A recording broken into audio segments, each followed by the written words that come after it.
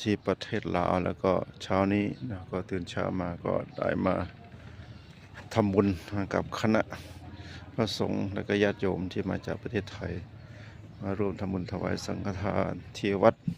แห่งนี้นะติดกับแม่น้ำโขงทางประเทศลาวนะทุกท่านทุกคนดังนั้นขอบุญกุศลนี้ก็ขึ้นส่งผลให้เราท่านทั้งหลายมีความสุขสมหวังดังใจนึกสมหวังดังใจปรารถนาโดยทั่วกันนะทุกท่านทุกคน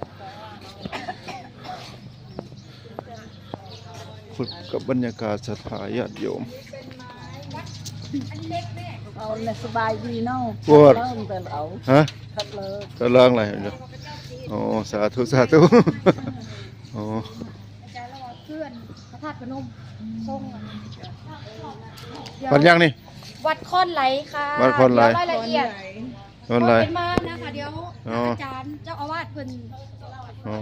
เล่าให้ฟังนะ เล่าให้ฟังบ่ นอกจากข่าวนะ เล่าจากข่าว วัดคอนไหลวัดคอนไหลเนาะเนาะที่ แปลเอายืนกระถาซุ่งเนาะท่อนไม้ ละ นะ ครไม้ ท่อน เออ ไม้ไหล ต้นไม้ไหล ท่อนไม้ไหล กดชื่อเนาะ อย่าเพียงกระดาษทานจะหน่อยท่อนไหล คอนไหลก็นัดชื่อบ่เนาะ นักเชื่อ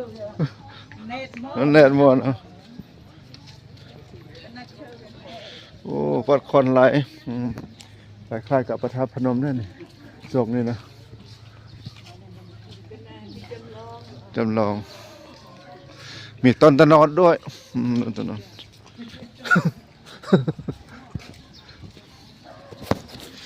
มาดูมาชมวัดคอนไหล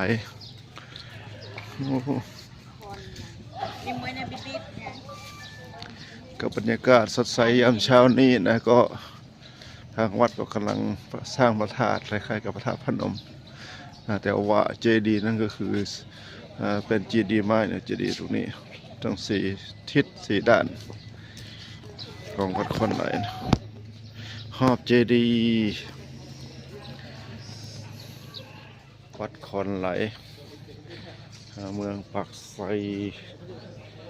ก็เช้าวันที่3ของการทัศนศึกษาทำบุญนะก็มาที่วัดคอนไหลวัดที่มีความสำคัญทางประวัติศาสตร์อีกวัดหนึ่งของเมืองปากไซนะทุกท่านทุกคนแม้แต่ระเบียงหรือก็ยังเป็นไม้นะส่งมาว่าวัดคอนไหลขอพาทุกท่านมาดูมาชมกันในยามเช้านี้ก็มีต้นตาลในวัดที่สวยงามนะทุกท่านทุกคน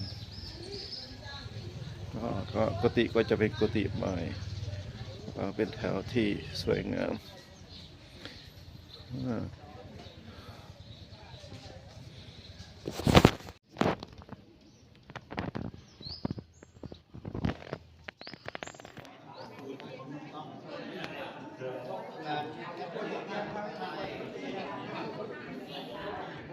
ในการอัญเชิญพระคุณเจ้า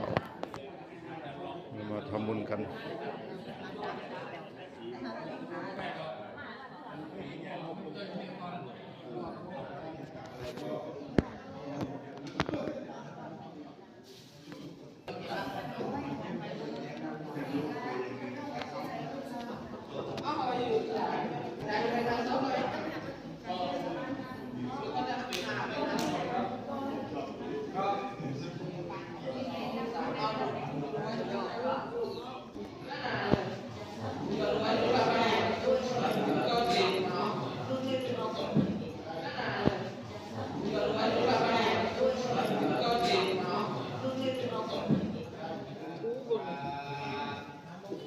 ญาติโยม